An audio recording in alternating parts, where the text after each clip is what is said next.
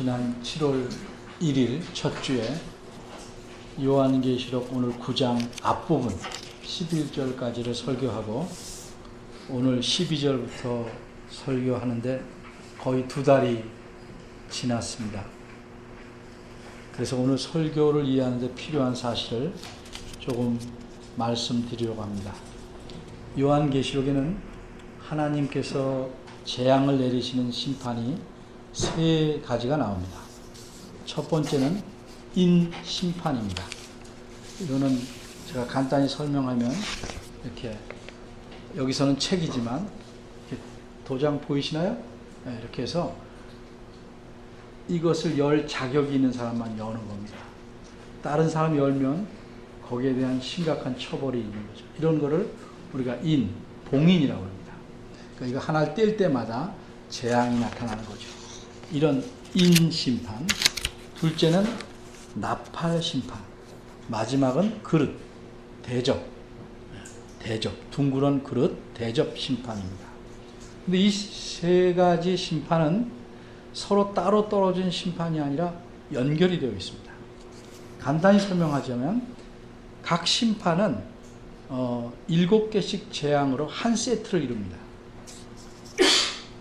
그리고 이 세트가 진행되다가 7번째에서는 그 다른 심판이 나옵니다.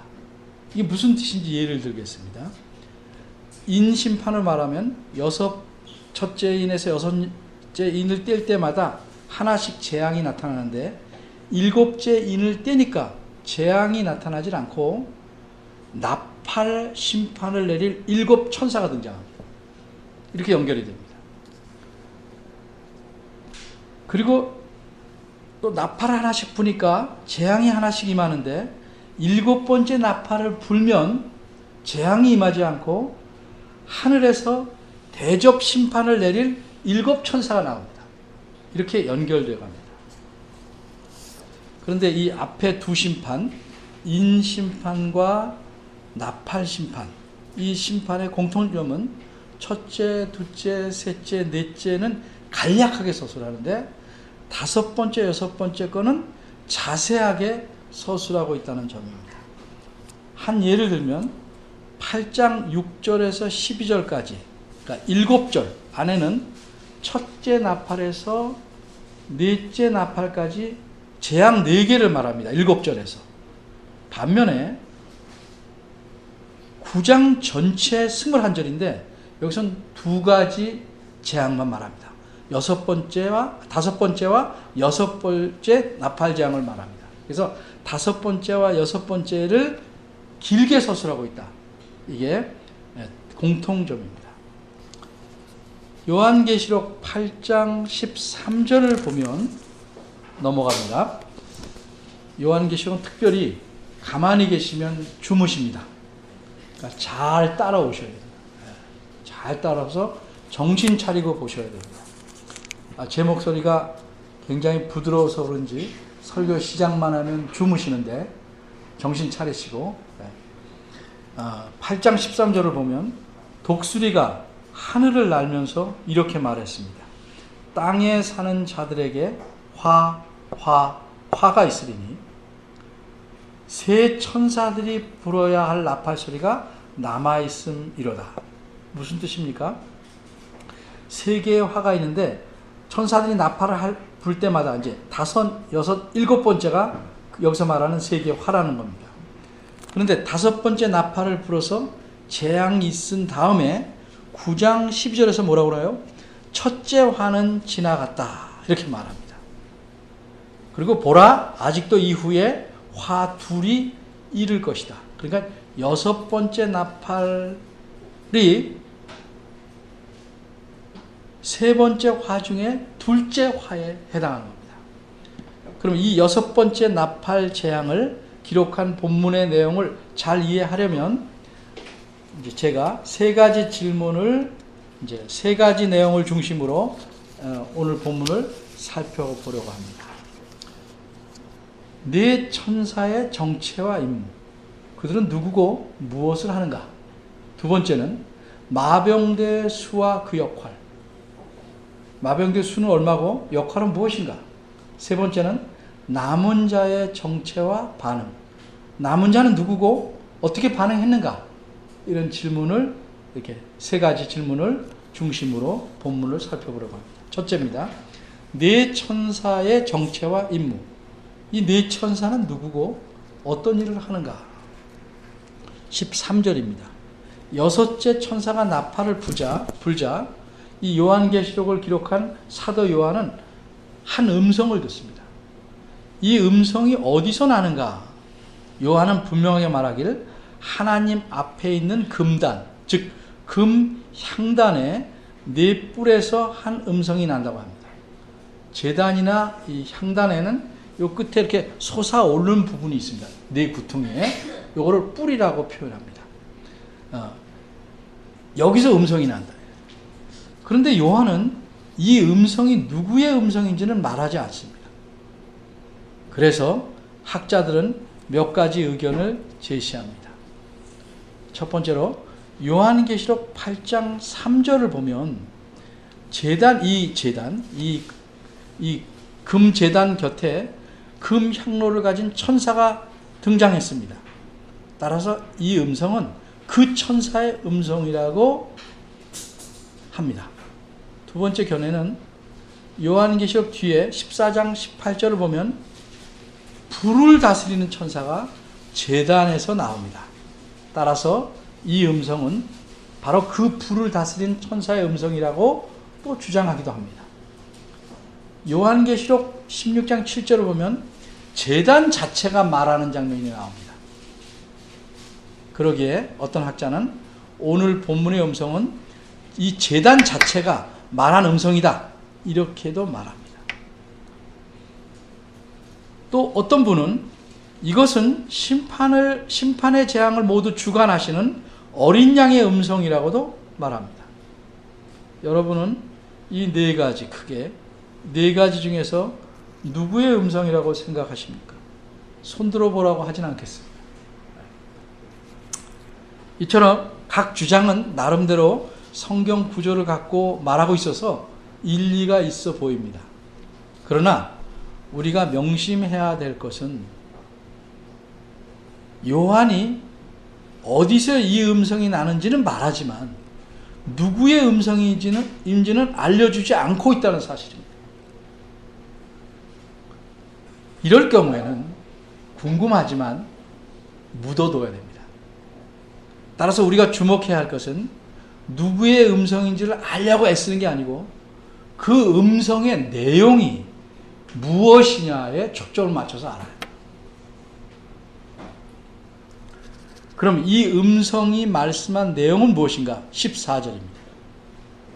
나팔 가진 여섯째 천사에게 말하기를, 그러니까 나팔을 분 여섯째 천사에게 음성이 말하기를 큰 강 유브라데에 결박한 거기서 묶여있는 네 천사를 놓아주라, 이렇게 말씀했습니다. 그러니까 이 음성의 내용은 결박되어 있는 네 천사를 놓아주라고 여섯 번째 나팔을 분 천사에게 명령한 것입니다. 그러니까 어떻게 되었습니까? 15절을 보니까 묶여있던 네 천사가 놓였습니다. 다시 말해서 여섯 번째 나팔을 분 천사가 자신의 명령을 받은 대로 네 천사를 풀어준 것입니다.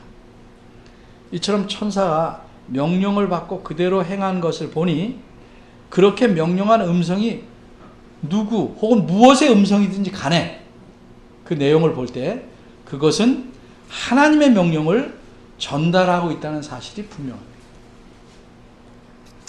이제 이 네 천사의 정체, 이들이 누군지 정체를 알아보겠습니다. 네 천사는 누군가? 이 네 천사라는 말은 이미 요한계시록 앞에 7장 1절에도 나옵니다. 또 오늘 본문에 네 천사가 나오는데 이 네 천사는 서로 같은 천사인가? 비교를 해보면 알죠. 요한계시록 7장 1절을 보면 네 천사는 땅에 강 모퉁이에 서서 땅의 사방의 바람을 붙잡아서 불지 못하게 하고 있습니다. 이처럼 네 천사가 7장의 네 천사는 오늘 본문의 네 천사와 머물러 있는 장소가 다릅니다. 또 7장의 네 천사는 바람을 붙잡고 있지만 오늘 본문의 네 천사는 자신들이 붙잡혀서 묶여 있습니다. 그러므로 오늘 본문의 네 천사는 숫자는 같지만 7장 1절의 네 천사가 아닙니다. 그럼 오늘 본문에 나온 네 천사는 누굴까? 결박되어 있다, 천사가. 그러니까 이 천사는 선한 천사들이라고 볼 수는 없습니다. 이들은 악한 천사들입니다. 그럼 이 악한 천사들이 해야 될 임무는 무엇일까? 이들의 임무는 15절 후반절에서 우리가 알 수 있습니다. 이들을 가리켜 사람 3분의 1을 죽이기로 예비한 자들이더라, 이렇게 알려줍니다. 따라서 이 네 천사의 임무는 사람의 3분의 1을 죽이는 것입니다. 그럼 이들은 언제 사람의 3분의 1을 죽일 것인가? 15절 전반절에 보면 그 년, 월, 일, 시에 이르러, 이렇게 말했습니다. 원문에는 순서가 반대로 시, 일, 월, 연 이렇게 되어 있는데 이거는 표현의 방식일 뿐이고 연월일시나 시일, 월연이나 똑같은 의미입니다. 그럼 연월일시는 어떤 의미로 말한 것일까? 예를 듭니다. 재판에서 사형을 선고받은 어떤 극악한 죄인을 처형하려고 합니다. 그러면 그에게 몇 년, 몇 월, 며칠, 몇 시에 사형을 집행한다고 분명하게 정할 것입니다. 이 경우에 연월일시란 분명하게 정해진 어떤 고정된 때를 가리킵니다. 오늘 본문에서도 이제 심판을 가할 천사들입니다. 연월일시도 그런 의미입니다. 정해진 고정된 때를 가리킵니다. 그럼 누가 이 때를 정했습니까? 당연히 하나님께서 심판을 내리시는 거니까 하나님께서 그 때를 정하신 겁니다. 그런데 이 네 천사들이 큰 강 유브라데, 그러니까 지금의 유프라테스 강에 묶여 있었습니다. 강 가운데인지 강가인지 그런 건 말하지 않습니다. 그냥 유브라데 강에 묶여 있었다. 이건 어떤 의미가 있을까? 이해를 위해서 예를 먼저 듭니다. 어린이들은 좀 모르겠지만 DMZ 압니까? DMZ, 그죠? 비무장지대. 이 말을 들으면 우리는 또 외국 사람들도 무엇을 자연스럽게 떠올립니까? 우리나라 휴전선을 사이에 두고 북쪽과 남쪽으로 각각 2km씩 있는 4km가 되는 그 공간, 지대를 우리가 DMZ라고 합니다. 그 지역을 생각합니다. 당연히 그걸 떠오르죠. 물론 DMZ 그러면 가수도 있더라고요. 가수 그룹. 근데 그걸 특별히 떠오르진 않겠죠. 자연스럽게. 네. 이렇듯이 학자들은 유브라테스 강의 대를 들으면 자연스럽게 이렇게 생각합니다. 구약시대에는 그 강이 하나님께서 약속하신 이스라엘 나라의 이상적인 이스라엘 나라의 북쪽 국경이었고, 요한계시록을 쓴 시대에는 그 로마 제국의 동쪽 국경입니다. 따라서 자신들을 죽이려는 적이 온다고 생각하면 그 적이 이 안에서 생기는 게 아니라 국경을 넘어서 오게 되죠.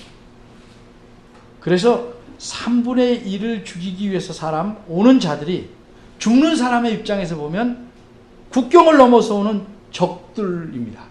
그렇게 표시하기 위해서 유브라데 강에 묶여 있다가 이제 거기서부터 온다, 이렇게 표현한 것으로 이해합니다. 15절에서 말씀한 바대로 이 네 천사의 임무는 사람의 3분의 1을 죽이는 겁니다. 그러나 정작 사람을 죽인 것은 네 천사가 죽인 게 아니고 18절과 19절을 보면 말들이 죽입니다. 말들. 그런데 이 말들이 스스로 막 사람들을 죽이는 것이 아니고 그 말들 위에 탄 사람들이 있습니다. 그러니까 이 말들은 말을 탄 사람의 명령에 따라 움직이는 것입니다. 근데 이 네 천사가 타고 있는 거 아니에요. 따라서 묶였다가 풀려난 이 네 천사는 말을 타고 사람을 죽이는 그 군사가 아니고 이 부대를 지휘하는 아마 대장들, 지휘관과 같은 존재들이라고 할 수 있겠습니다. 그럼 말과 말을 탄 자로 이루어진 마병부대, 마병대에 대해서 알아보겠습니다. 둘째, 마병대의 수와 그 역할. 16절입니다. 요한은 이 마병대의 수가 얼마나 되는지를 똑똑히 들었습니다. 그 수는 2만만이라고 합니다. 2만만. 그럼 이 숫자를 실제 숫자로 봐야 될까? 아니면 비유적인 숫자로 봐야 할까? 이것을 알려면 실제 숫자로 먼저 보고 생각하는 것이 이해하는 데 도움이 됩니다. 이 숫자를 실제 숫자로 보면 2만만이니까 3위는 6 하는 것처럼 428 하듯이 2만 곱하기 만으로 다 이해합니다. 그럼 2만 곱하기 만 하면 합이, 제가 숫자에 약해서 여러 번 계산해 봤더니 자신이 없지만 2억입니다. 맞나요? 2만 곱하기 만 하니까 2억이에요. 틀리면 지금 알려주세요. 맞죠? 2억입니다. 그럼 이게 비유적인 숫자냐 실제 숫자냐, 여기에 대한 답을 얻으려면 먼저 이 많은 말들을 타고 있는 자리에 누군가부터 생각해야 됩니다. 말들만 있다면 그거를 무슨 농장이라고 그러든지 그렇게 말하는 거지, 마병대라고 말한다는 것은 그 말을 타고 있는 군사들이 있기 때문입니다. 17절을 보면 요한은 말들만 본 것이 아니고 그 말들 위에 탄 자들을 보았습니다. 근데 우리말 성경 여러분이 갖고 있는 대부분 개역 한글판을 보면 뭐라고 써 있습니까? 이같이 이상한 가운데 라고 표현되어 있죠. 그래서 무엇인가 이상한 것 같은 느낌을 줘요. 그런데 이거는 띄어쓰기가 잘못된 겁니다. 그러니까 여러분 체크를 하세요. 이거 이렇게 써야 돼요. 이같이 이상, 환상이죠. 이상 한가운데, 이런 말입니다. 한이 일로 붙었어요. 그래서 아예 개정개혁판에서는 뭐라고 고쳤었냐면 이 같은 환상 가운데 라고 옳게 고쳐놓았습니다. 그러니까 지금 환상을 보고 있는데 그 환상 가운데서 뭘 봤냐? 말들과 말 탄자를 봤다. 이상한 가운데 봤다는 뜻이 아니에요. 이렇게 요한은 자신이 보는 환상에서 마병부대, 말들과 그 탄자들을 본 것입니다. 근데 이 마병대의 수가 실제 숫자로 2억이라면 과연 2억이 되는 마병부대가 존재할 수 있는지를 살펴봐야 됩니다. 말이 실제로 2억이라면 말탄 자들도 실제니까 실제 사람이고, 이 마병대는 사람으로 이루어진 부대라고 보는 것이 자연스럽습니다. 그러니까 이 마병대가 사람들의 부대라고 주장하는 학자도 있긴 합니다. 어쨌든 이것이 실제라고 할 때 그 당시 요한계시록 읽는 사람들에게는 이 숫자를 보고 정말 깜짝 놀라서 입이 안 다물어질 것입니다. 왜냐하면 그 당시 세계 최강의 군대가 로마 제국인데, 로마 제국의 군대 단위로 제일 큰 게 한 군단입니다. 이 군단의 숫자가 최고일 때가 15만 명입니다. 우리 사단보다, 사단이 두세 개 묶인 게 군단이죠. 15만 명인데 이 마병대는 로마 군단의 숫자보다 거의 700배가 많습니다. 이건 제가 계산한 게 아니고 책에 있는 거니까 맞을 겁니다. 700배가 많습니다. 그러면 이렇게 많은 사람들을 군인으로 징집할 수가 있겠습니까? 징집한다고 해도 이 군인들이 전투에 나가려면 이들에게 식량을 보급해야죠. 무기, 물자, 필요한 것들을 다 공급해야 되는데 머리서 공급하니까 가는 지역 사회에서 다 공급을 주로 받는다 이 말이에요. 그러면 이 군인들이 움직이는 곳마다 다 망할 수밖에 없습니다. 그래서 군대를 그렇게 많이 징집할 수가 없는 거예요. 2차 세계대전에서 인류 역사상 정말 가장 많은 사람들이 싸웠습니다. 싸움이 가장 치열할 때 영국과 미국을 이렇게 중심으로 한 연합군이 있고 독일과 일본으로 묶인 동맹군이 있어요. 이걸 다 합쳐서 가장 치열할 때 군인의 수가 7천만 명이었습니다. 기록에 의하면 7천만 명. 그런데 이 마병부대 하나가 7천만 명의 3배가 되는 2억이니까 군사로 이루어졌다? 불가능합니다. 따라서 이런 마병대는 존재할 수가 없습니다. 이것이 이 숫자가 실제 숫자일 수 없는 첫 번째 이유입니다. 이유가 두 가지 더 있습니다. 두 번째 이유는 17절에 있는 바대로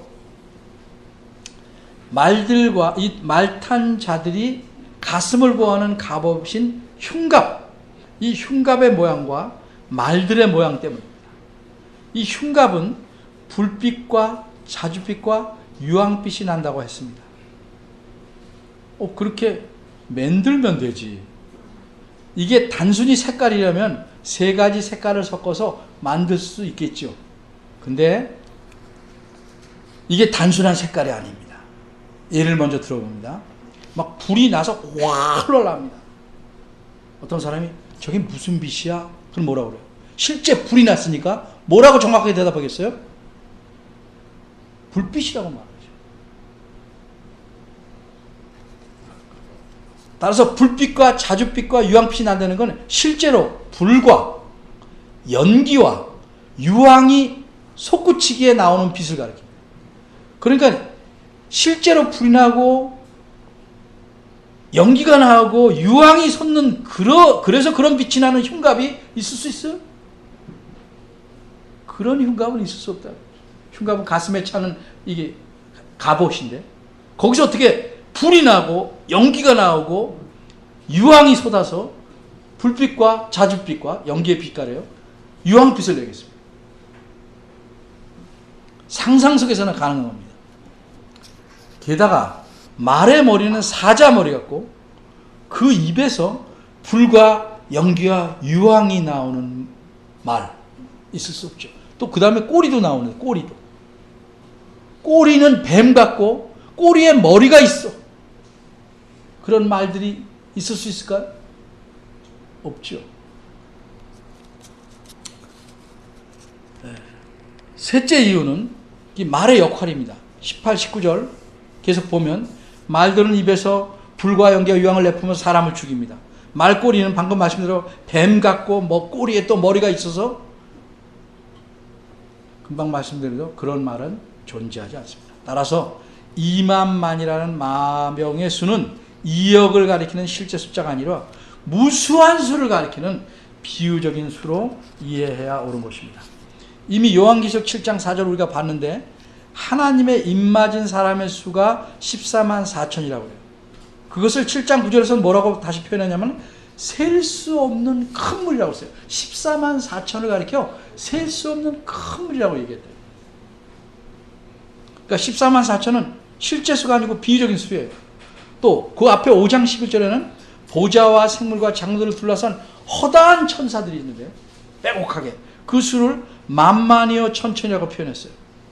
만만이요 천천이다. 근데 여기는 2만만이야. 그러니까 이 숫자는 무수히 많음을 표현하는 비유적인 숫자로 보는 것이 마땅한 것입니다. 이 마병 부대는 불과 연기와 유황으로 땅에 거하는 사람의 3분의 1을 죽입니다. 그러면 이 마병대는 사람이 아니라면 무엇인가요? 결박되었다가 풀려난 악한 천사가 지휘하는 부대이므로 이 마병대는 사람들로 구성이 불가능한 것이고 마귀의 수많은 부하들로 이루어진 부대라고 볼 수밖에 없습니다. 마귀는 사람들로 하여금 자신을 따르게 해놓고 마침내는 자신을 따르는 사람들을 남녀노소 구분 없이 처참하게 죽여버립니다. 이게 마귀가 하는 짓입니다. 이건 토사구팽 정도가 아니에요. 처참하게 죽여버립니다. 하나님을 적대시하고 마귀를 따르는 자들의 종말은 이렇게 됩니다. 세 번째입니다. 남은 자의 정체와 반응. 그럼 살아남은 자는 누구고 이들은 이렇게 사람이 많이 죽었는데 그걸 보고 어떻게 반응했는가? 여기서 남은 자는 20절에 있는 바대로 이 여섯째 재앙에서 죽임을 당한 3분의 1이 속하지 않고 살아남은 자입니다. 그럼 마병대는 어떤 자들을 죽였는가? 그걸 알아봐야 거기서 살아남은 자가 누군지를 알 수 있습니다. 만일 바꿔 말해서 마병대가 전 인류 하나님을 믿는 자와 믿지 않는 자를 구별하지 않고 무작위로 전체 인구의 3분의 1을 죽였다면 살아남은 사람들 안에는 하나님을 믿는 자도 있고 믿지 않는 자도 있을 것입니다. 만일 마병대가 여자들만 죽였다면 살아남는 자라는 것은 살아남은 여자들만 가리킵니다.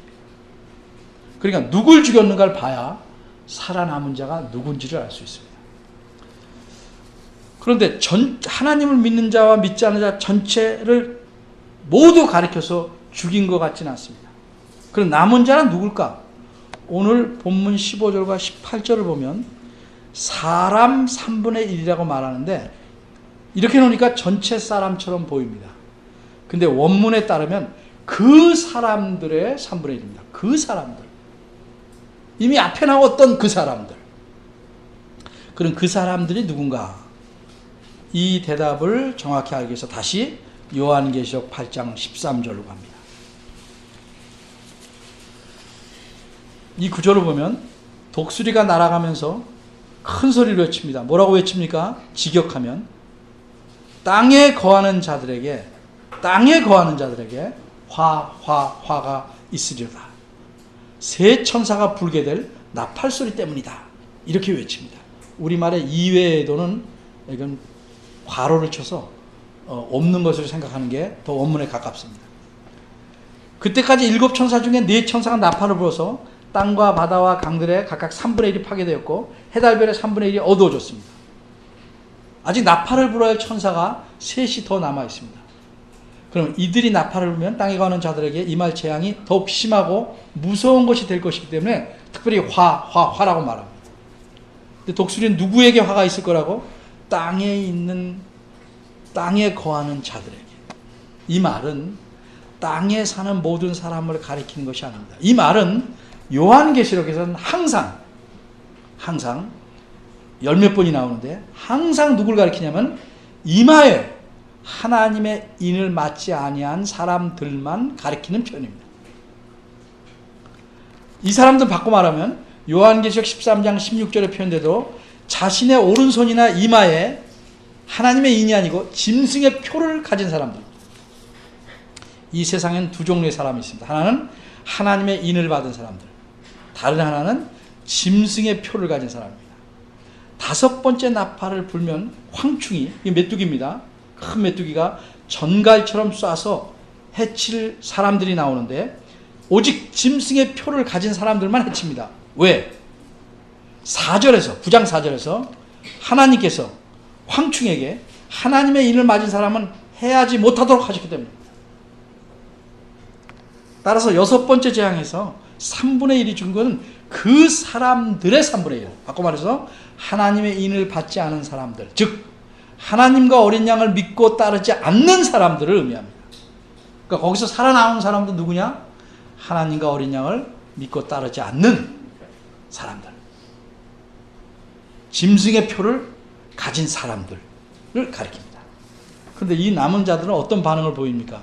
20절과 21절에서 알려줍니다. 살아남았는데 어떤 반응을 보이는가? 그 반응을 20절과 21절에서 각각 이렇게 말해요. 회개하지 않는다. 20절을 보면 그 손으로 행하는 일을 회개하지 않습니다. 그리고 뭐 한다고? 오히려 우상에게 절한다고 합니다. 손으로 행한 일을 회개하지 않고 오히려 우상에게 절한다. 이렇게 대조를 이루니까 그 손으로 행하는 일이라는 건 우상을 섬기는 일입니다. 그 우상을 섬기는 일이 정말 잘못된 걸 알고 돌이켜서 그 섬기는 일을 멈추지 않고 오히려 우상을 계속 섬긴다는 의미입니다. 그리고 21절을 보면 그들은 자신들의 삶의 그 악한 짓을 회개하지 않습니다. 악한 그 행동, 악한 삶의 방식을 그 잘못됐다 깨닫지 않고 깨달아서 멈추고 돌아서지 않고 여전히 그렇게 살아갑니다. 하나님께서 재앙을 가하신 건 첫째는 이들의 악함에 대해서 심판을 하시는 겁니다. 그런데 악한 자들을 모두 한꺼번에 멸망시키지 않는 것은 거기서 살아남은 자들이 이런 무서운 하나님의 심판을 보고 돌이켜 회개하기를 바라시기 때문입니다. 베드로후서 3장 9절에서 베드로는 하나님의 이런 마음을 이렇게 표현합니다. 오직 너희를 대하여 오래 참으사 아무도 멸망치 않고 다 회개하기에 이르기를 원하신다. 이게 하나님의 마음입니다. 그런데 하나님을 싫어하는 사람들은 하나님의 이런 자비와 긍휼을 무시합니다. 거절합니다. 그리고 계속 더 악하게 시달립니다. 그래서 귀신들을 섬깁니다. 보거나 듣거나 걷지도 못하는 금운동으로 만들거나 나무나 돌로 만든 우상을 섬깁니다.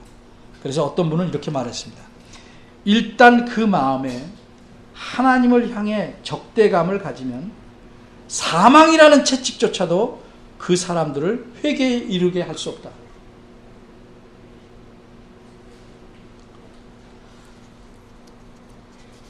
또 어떤 분이 이렇게 말했어요. 사람이 가진 그 본성의 가장 이상한 점 중 하나는 사람은 벌을 내려도 벌을 가해도 바뀌지 않는다는 사실이다. 벌로는 사람이 안 바뀌는 겁니다. 혹 두려워서 악한 짓을 잠시 중단할 수는 있다 하더라도 그의 마음은 여전히 악하다. 그래서 악한 짓을 해서 무엇인가를 얻을 수 있다면 또 기꺼이 악한 짓을 할 것이다.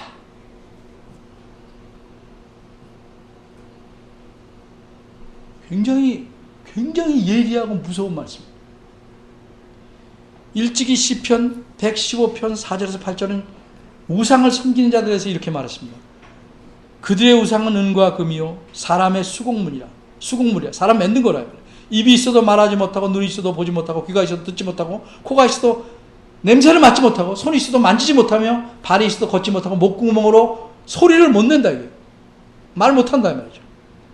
우상을 만드는 자와 그것을 의지하는 자는 다 그와 같을 것이다. 같은 운명을 처할 것이다.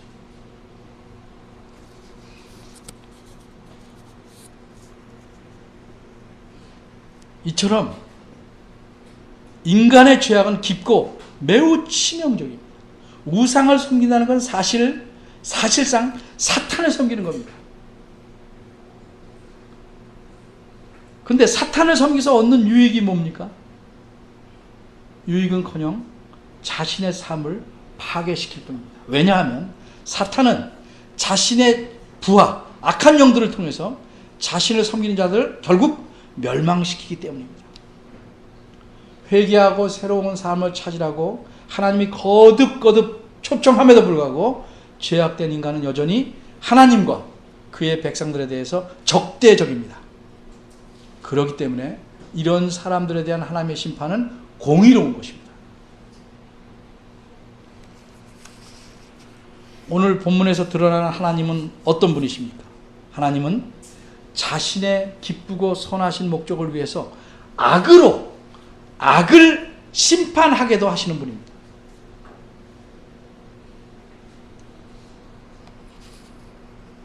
그래서 마르틴 루터는 이렇게 말했습니다. 사탄은 여전히 하나님의 사탄이다. 오해할 수 있어요. 의미를 잘 들으셔야 돼요. 사탄은 여전히 하나님의 사탄이다. 이 말은 하나님께서 사탄으로 하여금 악한 짓을 하도록 하신다는 의미가 아닙니다. 사탄은 스스로가 악하기 때문에 스스로 악한 짓을 합니다. 그런데 사탄이 제 아무리 악하고 강력하다 하더라도 사탄은 여전히 하나님의 권위 아래에 있다는 말입니다. 하나님의 허락 없이는 아무것도 할 수 없다는 말입니다. 궁극적으로 사탄이든 세상의 무엇도 하나님의 절대적인 결정과 다르게 행하거나 무관하게 일어나는 것은, 행할 수 있는 것은 전혀 아무것도 없습니다. 이 온 우주에 절대적인 주권을 가지고 자기의 기쁘신 뜻대로 행하시는 하나님은 한 분뿐입니다. 사탄은 그 하나님이 아닙니다. 그러니 여러분, 사탄이 권세를 잡고 있는 이 세상의 정신을 따라가며 친구하려고 하지 말아야 합니다. 세상에서 소중히 여기는 것, 묶으면 뭐예요? 돈과 권력과 쾌락입니다. 그걸 추구하려고 하지 말아야 됩니다. 누구든지 자기 십자가를 지고 나를 따르지 않는 자는 능히 내 제자가 되지 못하리라 하신 예수님 말씀을 기억해야 합니다. 불편하고 하나님 따라가는 삶이 불편하고 어렵고 때로는 그런 데서 고통을 받는다 할지라도 힘써 우리 하나님과 어린 양이신 주 예수 그리스도만을 힘써 의지하고 따라가는 우리 모두가 되기를 바랍니다. 기도하겠습니다. 하나님 아버지, 우리의 삶에는 늘 선택이 앞에 놓여 있습니다. 하나님의 뜻을 따를 것인가? 하나님의 뜻과 다른 내 욕심을 추구할 것인가? 우리 이 선택에서 커다란 잘못을 저지릅니다. 그래도 하나님께서 말씀으로 깨닫게 하시고 하나님께로 이끌어 가심을 감사합니다. 이런 하나님의 은혜에 감사해서 더욱 하나님 말씀에 순종하고 하나님을 기쁘시게 하는 삶을 살게 하시고 하나님께서 은혜를 주셔서 우리가 전에 그런 것처럼 사탄에게 묶여있는 자들을 돌아오게 하시는 은총을 베풀어 주시기를 바랍니다. 특별히 우리의 가족들, 우리의 친척들 먼저 그들을 위해서 하나님의 은혜를 간구합니다. 주께서 긍휼히 여겨 주시기를 바랍니다. 예수님의 이름으로 기도합니다. 아멘.